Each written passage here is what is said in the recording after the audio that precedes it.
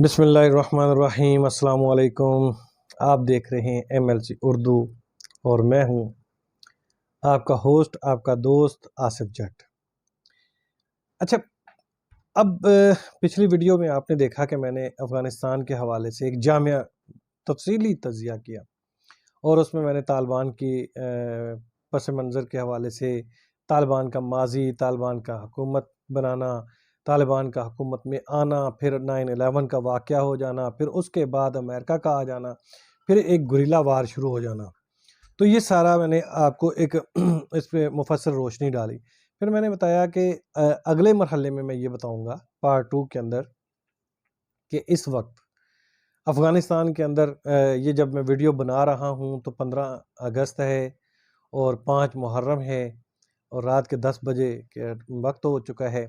تو جو آمدہ اطلاعات ہیں کابل سے جو خبریں آ رہی تھیں سارا دن کہ طالبان کابل کے دروازے پہ جا کے بیٹھ گئے ہیں، طالبان نے کابل کا محاصرہ کر لیا ہے، طالبان بات چیت کے ذریعے کابل کے اندر داخل ہونا چاہتے ہیں، طالبان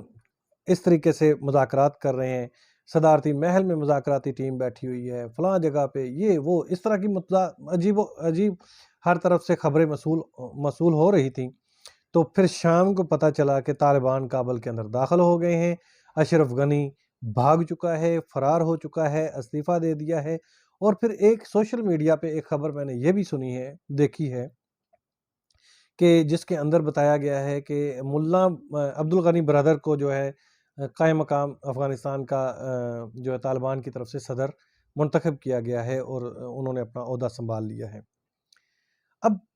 طالبان کا اگلا لاہ عمل کیا ہوگا؟ طالبان سیاسی حکومت بنانے جا رہے ہیں یا امارت اسلامیہ کا قیام کرنے جا رہے ہیں؟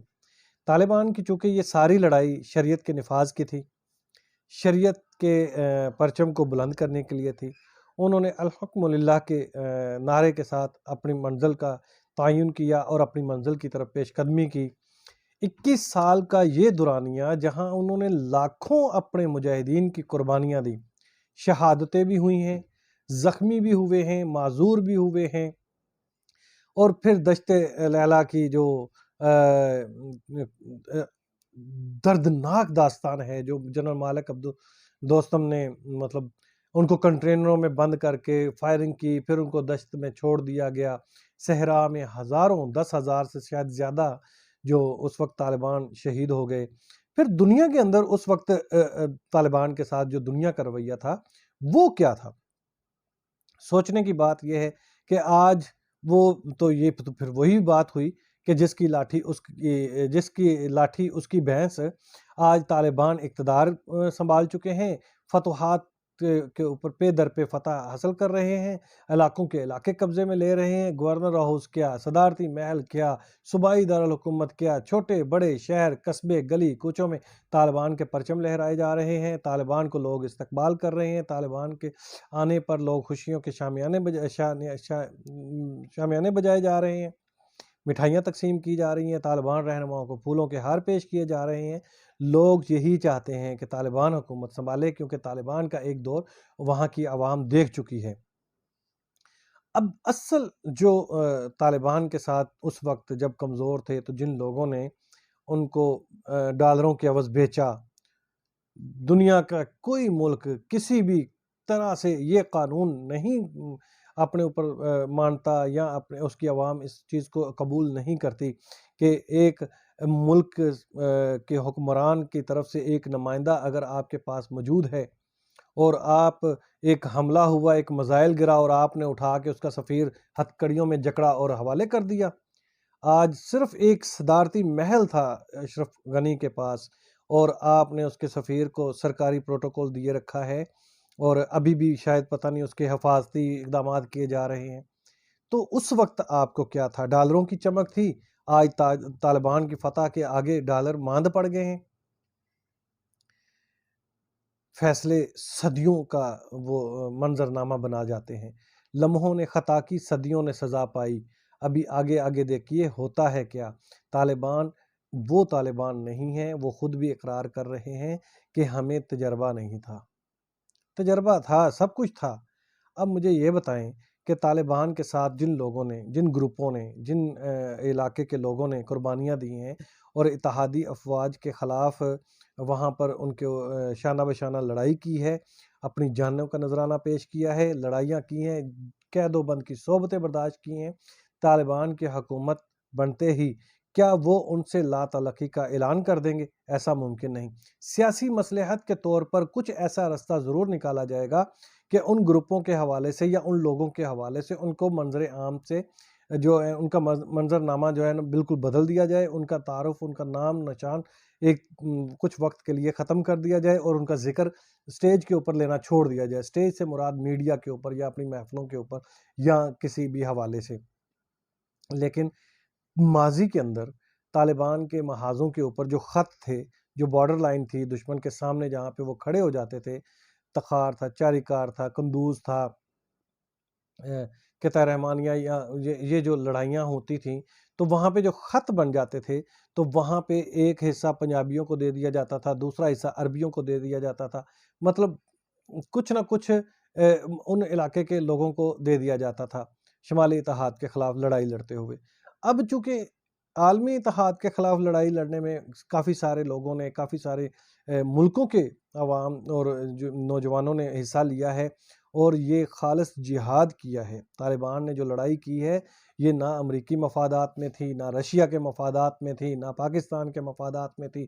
نہ انڈیا کے مفادات میں تھی، یہ صرف اور صرف جہاد تھا جو کہ انہوں نے شریعت کی سربلندی کے لیے، شریعت کے نفاذ کے لیے اور ایک اسلامی مکمل خالص اسلامی نظام حکومت کو قائم کرنے کے لیے لڑی ہے۔ جو جنگ لڑی ہے یہ ایک جہاد تھا، پہلے تو یہ بات ذہن میں بٹھا لیں۔ دوسرا یہ چیز کہ اب طالبان کابل تخت سنبھال چکے ہیں، اب ان کے سفارتی جو وفود چائنا میں، ایران میں، رشیا میں جو گئے ملاقاتیں کی، تو اب جو وہاں پہ ایگریمنٹ ہوئے، وہاں پہ جو معاہدے ہوئے، اب ان کی روح سے اب دیکھیں طالبان اگلا اپنا اعلان کیا کرتے ہیں یا اپنے قوانین کیا بناتے ہیں۔ طالبان کوئی نیا آئین نہیں بنائیں گے، طالبان کا اعلان ہے کہ ہم قرآن و سنت کے مطابق شریعت کا نفاذ کریں گے اور امارت اسلامی کا قیام ہی عمل میں لائیں گے، کیونکہ جب امریکہ نے یا اتحادیوں نے حملہ کیا، منافقین نے حملہ کیا مل کر کافروں کے ساتھ، تو اس وقت وہاں پہ امارت اسلامیہ کا قیام تھا اور اسی عمارت کو دوبارہ قائم کرنے کے لیے لاکھوں قربانیں جو ہے نا جانیں قربان کی گئی ہیں، قربانیاں دی گئی ہیں اور اپنے شہروں کو چھوڑا گیا ہے، قید و بند کی صحبتوں کو برداشت کیا گیا ہے، عورتیں بیوائی ہوئی ہیں، بچے یتیم ہوئے ہیں اور ہنستے بستے گھر اجڑے ہیں۔ دنیا بھول جائے گی لیکن وہ نہیں بھولیں گے، وہ اپنے ساتھ ہوئے ہر عمل کا حساب چکائیں گے، وہ بدلہ لیں گے۔ یہ ممکن نہیں ہے کہ 40 ملکوں کی فوج کو شکست دینے کے بعد ان کا جو مورال بلند ہے اور وہ خاموشی سے بیٹھ جائیں۔ وہ سب سے پہلے اپنے جو حد ہے اور ملکی حدود ہیں ان کے اندر اپنے آپ کو مضبوط کریں گے۔ مضبوط کرنے کے بعد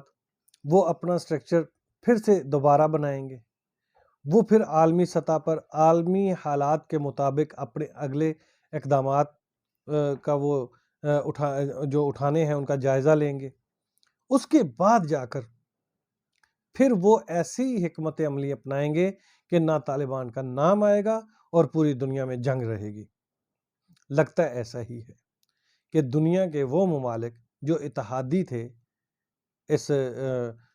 جو انکل ٹام کے، امریکہ کے، تو ان کے اندر وہ حکمت عملی بڑی پیچیدہ سی حکمت عملی بنائیں گے جس کو دنیا نہیں سمجھ سکے گی۔ بہرحال اللہ کرے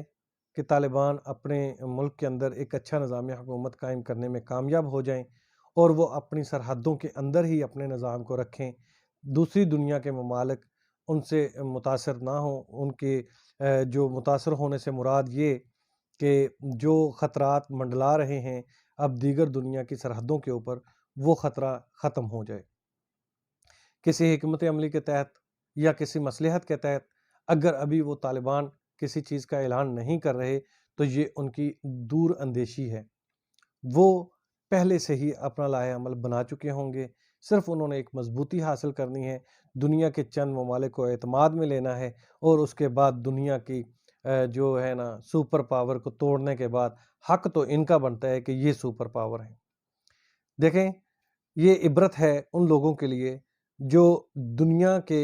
آقاؤں کے آگے جھکتے ہیں، جو ڈالر کو حاصل کرنے کے لیے اپنی عوام کو بیچتے ہیں، جو ڈالر کی لالچ میں آ کر اپنی ہی عوام کی قربانیاں دیتے ہیں، اپنی ہی وطن کے ملکی اثاثے جو قیمتی اثاثے ہوتے ہیں ان کو ان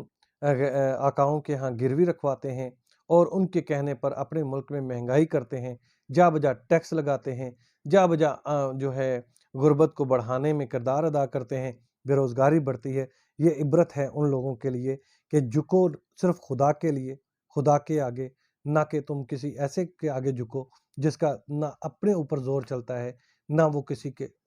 طاقت کے برابر کھڑا ہو سکتا ہے۔ ڈالر نہیں، مجاہد۔ آپ نے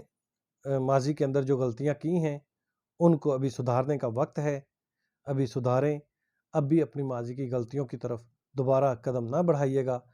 دہشت گردی کا جو ایک لفظ استعمال کیا گیا، پگڑی داڑھی والے کو جو آپ نے ذلیل و رسوا کیا، اور مدارس کے اندر آپ نے جو بوٹوں سمیت گھسنے کی جسارت کی، اب دوبارہ اس کو نہ دہرائیے گا، کیونکہ یہ وہی حکومت قائم ہوئی ہے جس کے پرچم تلے سارے دیوانے پوری دنیا سے اکٹھے ہوں گے، اور کیا پتہ کہ آگے وہ کس طرف کا رخ کرتے ہیں۔ لہٰذا